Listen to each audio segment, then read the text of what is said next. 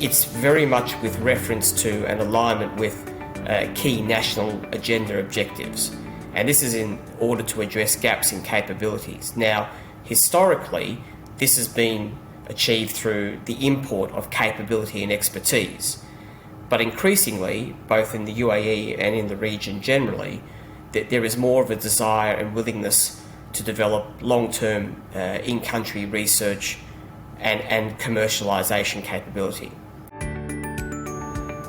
The UAE has some elements of this approach which I think that Australia, and for that matter many other countries, could benefit from. And there are a few elements. The first one is there is easy and expedient accessibility here to government decision makers. It's a very, very flat structure. Yes, there is a bureaucracy, like all governments, but it's not a complicated bureaucracy. It's relatively easy to get to the people who actually make decisions, and they're very receptive to you approaching them. And in some cases, they will actually do the opposite. They will approach industry, they will organise forums or roundtables on a very regular basis, whereby they take the opinion of the private sector, they take the opinion of higher education to see how, as a government, through their ability to legislate, through their ability to regulate, and to make doing business easier, how they can help to smooth out any obstacles that might be there. There is a focus here on building what I would call national champions that have the potential to go global, and there are many instances of that. The rationale for doing this and supporting what they do is that, yes, there is an investment element, but also from a long-term perspective, what they're looking at is knowledge inflow back into the country. R&D in Australia is around 180,000 researchers. It's about nearly $40 billion invested every year from businesses and universities. Imagine what would it take to build this pipeline. We produce about 3% of all papers globally, yet represent only 0.3% of the world population. We are doing fantastic in terms of research. Now, I think when we talk about commercialization, we need to talk about incentives. What is research? Why are we doing research? So I think the purpose of research is to develop ideas, products and services that then need to go in the hands of people who need them. Commercialization is one way of doing that. Now, universities, which is what I know most, do about 1/3 of all research in Australia. Businesses do half of our R&D in Australia. But the incentives and drivers in universities are very specific. Right? It's about publishing papers and getting your papers cited. Universities have two missions: to do research and to teach students. Commercializing is often seen as a bonus, a good to have, a good thing to do. And what is the purpose? Is it to get money back? So all of this is not really clear. So often it's difficult to extract discoveries out of academic research to put that into the real world because of IP, intellectual property.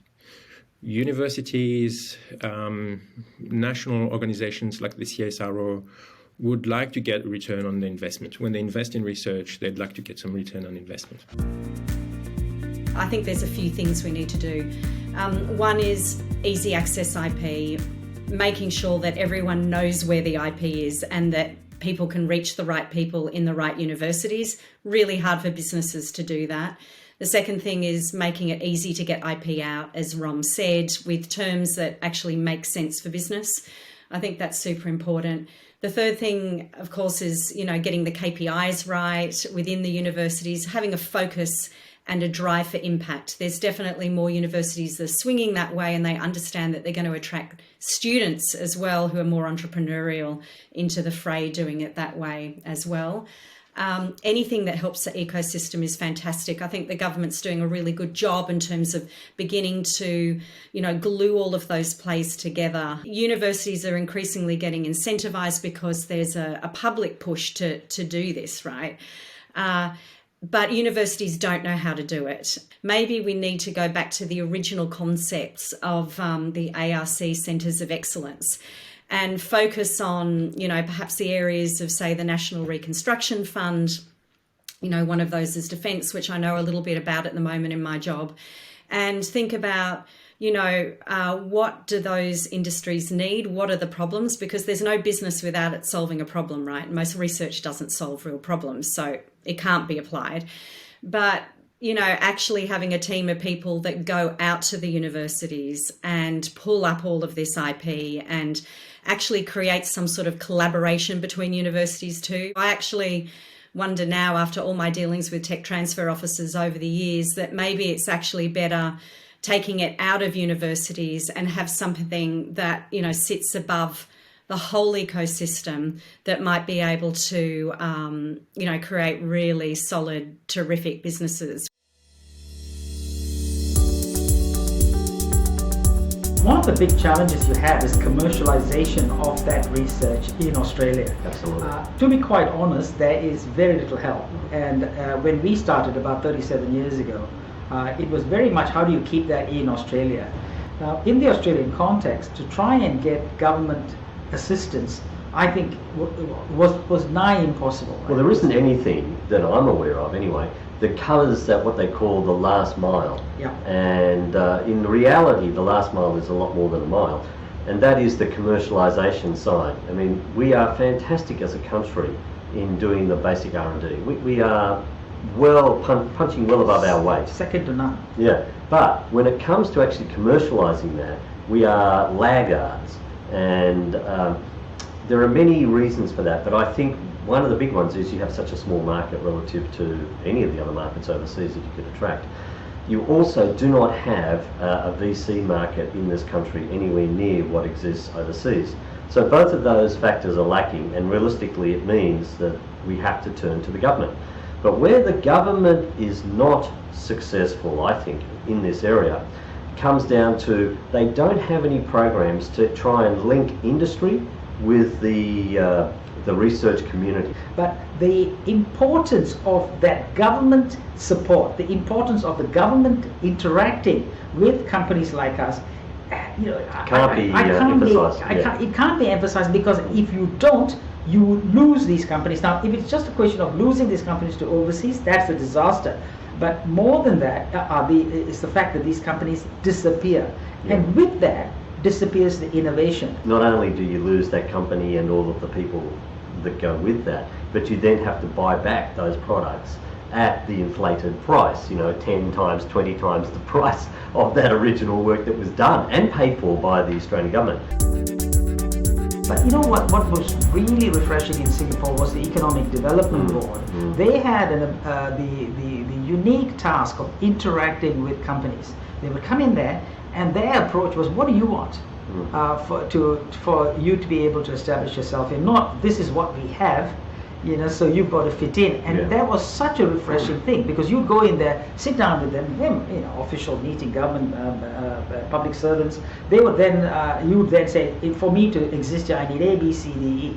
They would then go away and then get universities, the buildings available, facilities available, etc., and bring all those parties together, and then say to you, come and meet these people, meet them individually, tell me what we need to do to try and facilitate this, and then they actually gave us a grant, albeit a very small grant, but it's significant enough for us to be able to start doing something in Singapore. You're trying to do something for your own country. And I think it's incumbent on the government to help you, because if the government doesn't help you, then you're forced to look overseas. So my co-founder and I have previously revolutionized air conditioning. In fact, we commercialized a product that now has over 60% global market share and has saved over 1 billion tons of CO2 emissions. But now that was just revolutionizing air conditioning. That was taking the worst part and making it much better. This time we are totally throwing away how it's been done for 100 years and restarting. And we're being foolishly patriotic in that we've both repatriated back to Australia to try and make this happen in Australia this time. Because last time, to commercialise our product, the research that we'd done in Australia, we ended up having to move overseas. And in fact, the Canadian government gave us a $26 million incentive if we would move to Canada to commercialise our technology there. One of the big hurdles we have in Australia still is that there's very few grants available to early stage companies.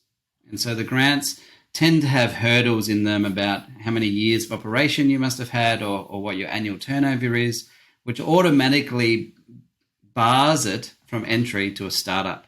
And yet most of the innovation is going to come from startups and entrepreneurs. They're the ones that are going to move this needle far faster than established organizations. I mean, Australia has some great programs for research. So the R&D tax incentive is amazing. Taxes are quite prohibitive though for startups. So as you're ramping up, both personal income tax and also obviously corporate tax. And so in a lot of places, there's a lot of added incentives. So I've been talking to New York State at the moment. You know, they're offering that if we were to move there, there's 0% corporate income tax because we're a climate technology manufacturer. You know, Texas is offering similar things. California is offering similar incentives. And so there's just a different level, and they recognize that different companies can have, you know, an outsized contribution to what the country's goals are. I think COVID has presented a very unique moment in time for this. So there's a lot of people who have repatriated to Australia. And we had this awesome brain regain, but it's going to turn back into a brain drain again as people have to pursue opportunities. And if the opportunities aren't here, and they can't get things done here, then they'll go. And so helping entrepreneurs particularly is going to be a way to retain that talent here, which builds the whole ecosystem. Because Australia's ability to manufacture is almost dead. I mean, the grassroots level manufacturing things that you need to do are dying, and there is absolutely no government support for that. There's no government visibility on that. The tool makers and the pattern makers and the foundries and the things that supported automotive, they're just retiring, locking the door and walking away. They're not selling their businesses. There's no new blood coming into it. And unless there's startups that are going to reinvigorate that ecosystem, the ability for Australia to be a manufacturer, to be a manufacturing nation, is going to die with it. The government framed the question in such a way that the risk becomes unpalatable.